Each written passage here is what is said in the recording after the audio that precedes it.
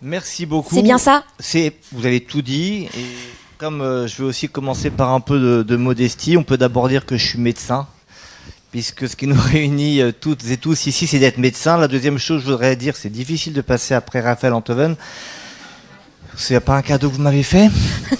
En plus, il faut que je vous avoue que je suis tout à fait ignorant avec la philosophie. En philosophie, mon seul lien est un lien génétique. Mon grand-père étant philosophe Emmanuel Lévinas, qui n'a pas été cité d'ailleurs tout à l'heure. On rappelle. Il est là, Raphaël Enthoven, je ne le vois plus. Non, il est pas sorti de la salle. Pourquoi n'avez-vous pas cité le grand-père de Voilà, Dr. et il Ansel? paraît en plus, c'est la seule chose que je connais encore, qu'il a parlé de médecine. Je me suis renseigné entre-temps, j'ai téléphoné à mon père qui s'est renseigné. Enfin, qui le savait. Voilà, donc moi je vais vous parler de ce sujet, le médecin connecté, mais un préambule encore, c'est de vous dire que, même si je ne vais pas le répéter à chaque diapositive, nous sommes d'abord médecins avant d'être connectés, médecins ou connectés à nos patients en tout cas, mais pas dans le sens dont je vais parler en parlant des nouvelles technologies. Et deuxième point, c'est que évidemment, dans tout ce que je vais dire, on a toujours en arrière-fond le fait que c'est le patient qui est au centre de notre prise en charge. Le but n'étant pas de remplacer une relation humaine, enfin un peu de philosophie, entre un patient et son médecin et son soignant, mais d'essayer d'optimiser cette relation humaine. Alors, mes liens d'intérêt comme il se doit, je suis cofondateur d'une société qui développe des outils de santé connectés. Je vous dirais, il y a un endroit où je parle d'outils qui viennent de cette société, il n'y a rien à vendre. Et pour vous dire simplement pourquoi je fais ça, c'est parce qu'après avoir conseillé différentes structures, les liens d'en dessous sont complètement finis depuis plusieurs années, eh bien, j'étais frustré dans la mesure où quand nous, médecins, on est sollicité pour aider au développement d'outils connectés, eh bien, on est rapidement frustré parce qu'on nous demande de faire des choses qui ne correspondent pas du tout aux besoins que nous avons pour être en relation avec les soignants. Donc après plusieurs expériences où j'ai dû répondre aux propositions de la société, eh bien, on a dit avec mon chef de service, faisons une structure qui nous permettra de développer ce qui nous semble utile dans nos soins au quotidien, dans notre cas en milieu hospitalier, mais toujours aussi avec une idée d'essayer d'élargir à toute la pratique médicale. Alors, rapidement, je veux entendre, quand on met le mot santé connectée, quelques mots-clés. Qu'est-ce qui vient à l'esprit ici? Je veux vous écouter. Si je dis santé connectée.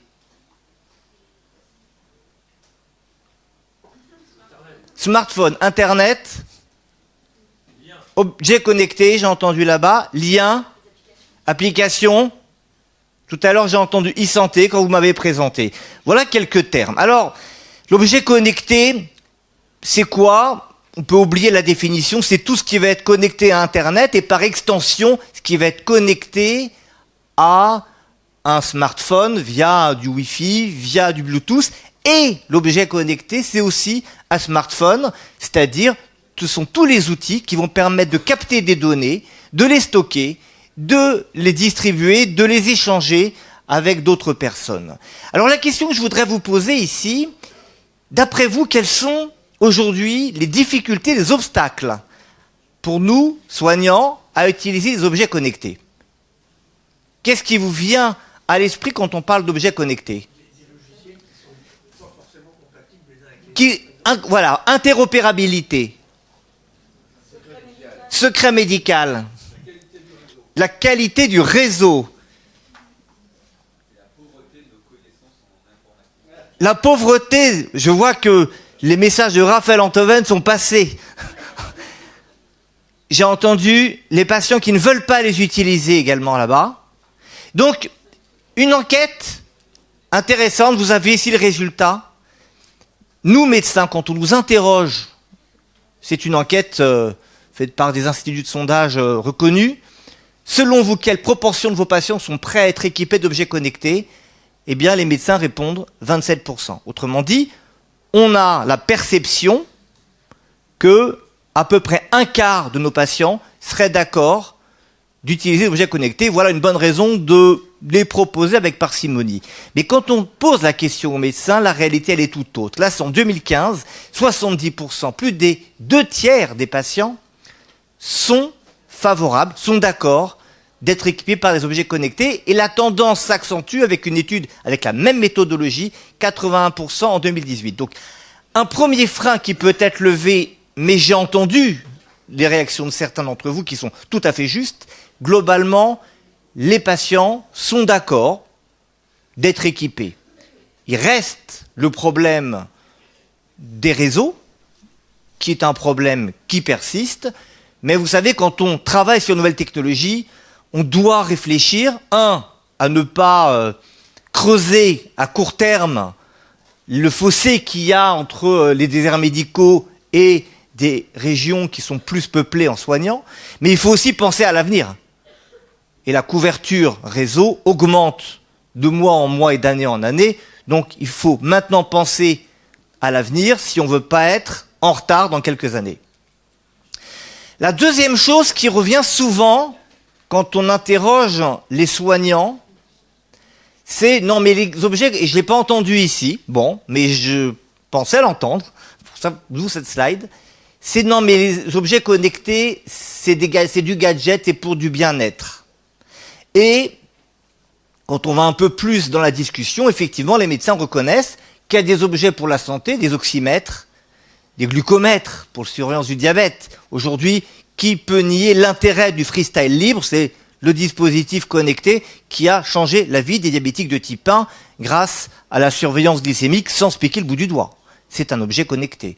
Le thermomètre connecté qui peut être utile pour échanger la température corporelle avec un soignant. Le CG connecté qui est en train de se développer, qui permet soit de manière synchrone, ça veut dire au moment où on fait le CG, le soignant reçoit la donnée, soit asynchrone quand vous avez un enregistrement ECG qui va être envoyé à son soignant de temps en temps. Et puis de l'autre côté, il y a une idée, il y a du bien-être, les balances, les traceurs d'activité, les applications de nutrition, les traceurs de sommeil. Oh, tout ça, c'est du gadget, il faut arrêter.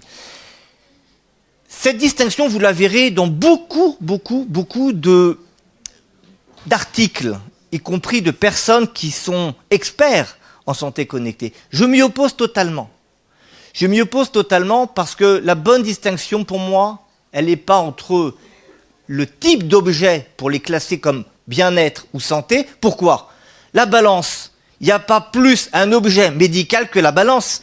Vous savez aujourd'hui que le premier signe de décompensation d'une insuffisance cardiaque, c'est quoi? C'est le poids. Et d'ailleurs, dans les programmes de télésurveillance d'insuffisance cardiaque aujourd'hui, on fait la preuve de leur intérêt et qui sont remboursés, c'est une balance qui est envoyée au domicile du patient. Le traceur d'activité, c'est vrai que tout le monde se balade avec un bracelet, mais on sait que l'activité physique est un des meilleurs traitements préventifs des maladies chroniques.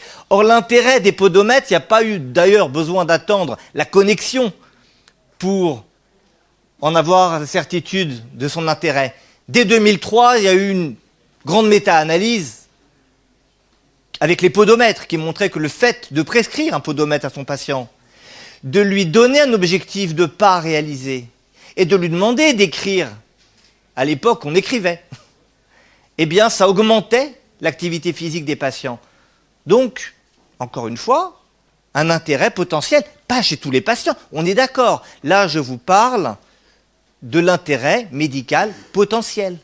Après, c'est au cas par cas, et seule la relation médecin-soignant permettra d'évaluer si pour tel ou tel patient, ce dispositif peut être efficace. Les applications de nutrition, je dirais la même chose. Aujourd'hui, on sait qu'il faut essayer d'aider les patients à améliorer leur alimentation. Ça pourrait être utile. Pareil pour les traceurs de sommeil. Donc la vraie distinction, elle n'est pas ici, elle est savoir est-ce que l'utilité a été démontrée ou non démontrée. Et là, j'attire votre attention parce qu'on a de plus en plus de start-up qui viennent nous voir, de plus en plus de publicité autour d'objets connectés, qui nous disent « Utilisez ça pour vous connecter à vos patients. Proposez-leur tel outil qui a montré son efficacité. » Pour moi, la distinction entre bien-être et santé, c'est pas quel objet il s'agit quelle utilité a été démontrée. Et vous allez avoir, comme je l'ai dit, des cas où l'intérêt est démontré, j'ai mentionné. Pour ce qui est du sommeil, vous allez avoir des appareils qui sont même fiables, entre guillemets, mais quand on regarde l'efficacité de ces appareils, elle est aujourd'hui de 0 dans la majorité des cas. Pourquoi? Parce que c'est fiable chez les personnes en bonne santé, mais c'est pas fiable pour dépister un trouble du sommeil. Donc, pour chaque type d'objet, la question n'est pas de savoir est-ce que je pense que ce sera utile, elle n'est même pas de savoir est-ce que c'est fiable, elle est de savoir est-ce qu'il peut y avoir un intérêt médical pour mon patient, que ce soit pour le traitement de sa pathologie ou que ce soit pour son bien-être. N'oublions pas que la santé, selon l'OMS, c'est un état de bien-être physique, psychique, social, et c'est pas seulement l'absence de maladie. Le deuxième terme, je ne vais pas m'attarder sur cette diapositive avec beaucoup de mots, mais il faut que je mentionne ce terme de e-santé. C'est un terme qui a été défini par l'OMS et retenons que l'e-santé, finalement, c'est l'utilisation d'informations numérisées pour tout ce dont le médecin a besoin. Voilà, ou le soignant a besoin. Que ce soit le logiciel métier que vous utilisez en consultation, que ce soit les objets connectés ou que ce soit les applications, les algorithmes, tout ce qui va être information numérisée, utile pour des pratiques médicales ou médico-sociales. Alors, si on regroupe aujourd'hui, alors e-santé, on peut considérer que c'est synonyme de santé connectée, santé numérique, santé digitale. Si on regroupe aujourd'hui tout ce qui se cache derrière ce terme de e-santé, je vous ai mis ici 3 grands chapitres interreliés. Premièrement, il y a les outils. Les objets connectés, j'en ai parlé. Des jeux sérieux, des logiciels, des algorithmes, les applications. Deuxièmement, vous avez des programmes d'information. Des programmes qui vont permettre d'accompagner, de coacher, d'enseigner, de fournir de l'information fiable. Tout à l'heure, on a parlé de Doctissimo. Doctissimo, c'est de la e-santé. Après, la question, effectivement, c'est quelle fiabilité de ces sites? Quelle fiabilité des télévisions sur le web, des youtubeurs qui font de la santé, qui vous expliquent comment booster votre métabolisme avec quelques aliments? C'est de la e-santé. Le problème, après, c'est effectivement la question de la fiabilité. Et puis, tout ce qu'on met dans le cadre du chapitre télésuivi. Dernier point, et ça c'est extrêmement important, parce que les termes sont précis, et ce sont les pratiques professionnelles. Aujourd'hui, nous avons des réglementations pour pratiquer du soin. Si on est médecin, c'est la télémédecine. Si on est soignant, c'est du télésoin. Je vais y revenir juste un instant, tout de suite. Alors maintenant, à quoi ça sert? Ok, on a beaucoup d'outils. On a des pratiques professionnelles qui sont réglementées. On a, je l'ai dit ici, des programmes. À quoi ça peut servir dans notre pratique? Chacun d'entre nous a eu des expériences. Ici, j'ai regroupé les grandes fonctions de cette santé connectée. Dépister, diagnostiquer. Pour le dépistage, vous avez peut-être vu, il y a une campagne ce mois-ci, Dépiste HTA, qui a été proposée par la Fondation de recherche sur l'hypertension artérielle. On a poussé les gens à se dépister l'hypertension avec une application très simple d'usage. Et on aura probablement des chiffres, j'espère, des évaluations pour dire combien ça a permis de dépister d'hypertendus qui ne savaient pas hypertendus. Deuxièmement, prescrire, adapter un traitement. Bon, ça, c'est tout ce qui est la téléconsultation. Troisièmement, accompagner, coacher les patients. Et quatrièmement, surveiller. Ça, c'est tout le champ de la télésurveillance. Surveiller un diabète à distance aujourd'hui, autrement qu'avec simplement un carnet papier que le patient nous amène en consultation et pouvoir le surveiller un peu mieux entre les consultations. Et puis tout simplement informer, éduquer. Encore une fois, tout à l'heure, c'est très intéressant ce que vous mentionnez, votre cas votre cas de la patiente qui est allée voir le Vidal, qui est allée voir de l'information, qui était en l'occurrence entre guillemets fiable, mais pas forcément adaptée à la prescription par un médecin. Aujourd'hui, quand on fait le tour, et ça a été évalué aux États-Unis, mais je pense qu'en France on n'en est pas très loin, l'immense majorité, pour ne pas dire 80% de l'information qui est délivrée sur le net à visée grand public, y compris par des journaux entre guillemets sérieux, fournissent des informations qui ne sont pas validées, des informations qui ne sont pas fiables, avec parfois également derrière des liens d'intérêt douteux. J'ai rien contre les liens d'intérêt, mais il faut les connaître. Or, les journalistes ne sont pas forcément au courant de ce qu'ils font quand ils font passer telle ou telle personne dans un média. Alors, je vous montre maintenant quelques cas pratiques. Ça mérite discussion, tout ça. On est dans de l'expérimentation, on est dans des questions, à quoi ça peut servir et des solutions proposées. Ces solutions-là sont des solutions qu'on a développées avec notre société. Je le dis, elles ne sont pas à vendre. Mais je vous montre parce que j'ai une expérience avec ça.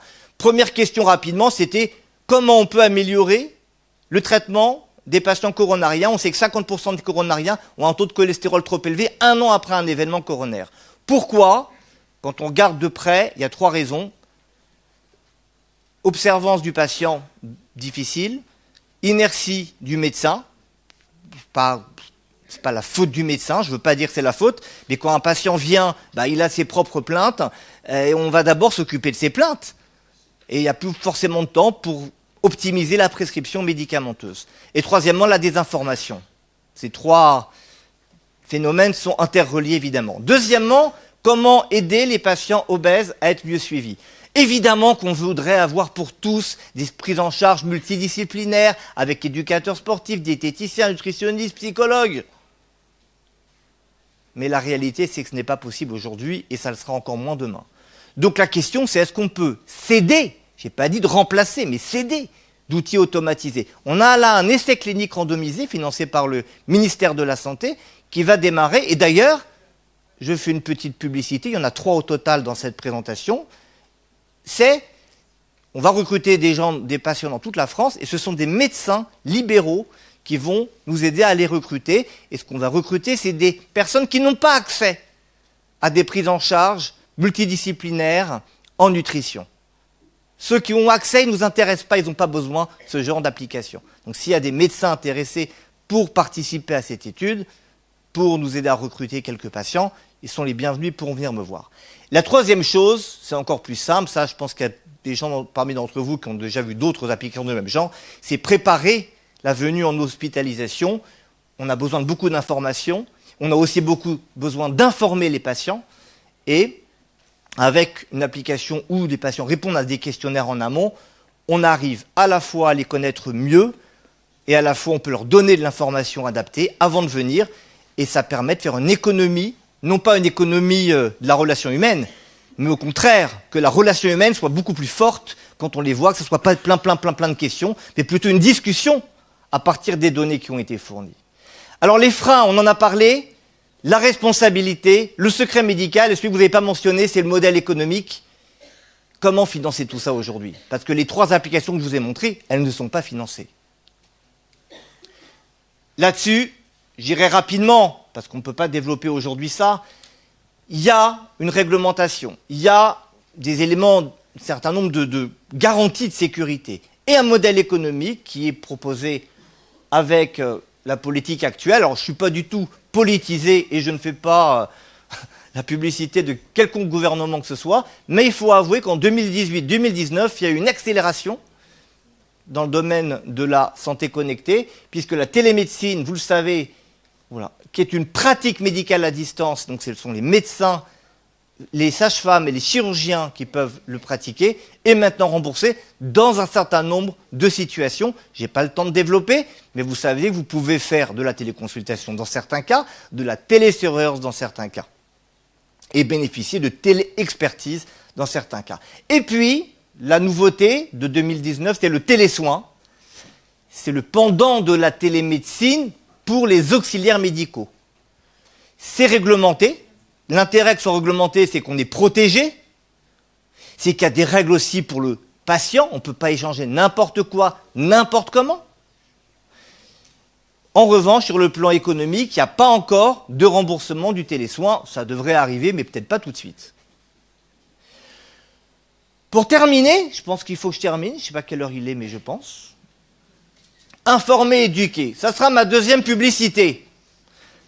On a eu une conférence avec André Berkoff. Vous connaissez André Berkoff, un journaliste un peu qui ose dire ce qu'il pense, et il a raison. C'était sur le numérique et la santé connectée, et la problématique qui était soulevée, c'est oui, mais maintenant avec les réseaux sociaux, avec Internet, eh bien, les patients, la population reçoit des fausses informations. Et c'est des universitaires qui lui ont dit ça. Il a dit, ben, vous avez raison, mais faites. Eh bien, on a dit, ok, on va faire. Et donc, on a fait à l'université, avec des moyens publics, une chaîne de santé qui était d'une part à destination des soignants, parce que dans les 2 diplômes universitaires que je coordonne, où j'ai des 50% de médecins, 60% de soignants, donc 40% de médecins, et 40% qui n'ont rien à voir, je me suis rendu compte que nous avons beaucoup d'ignorance dans des domaines qui ne sont pas ce qu'on fait tous les jours.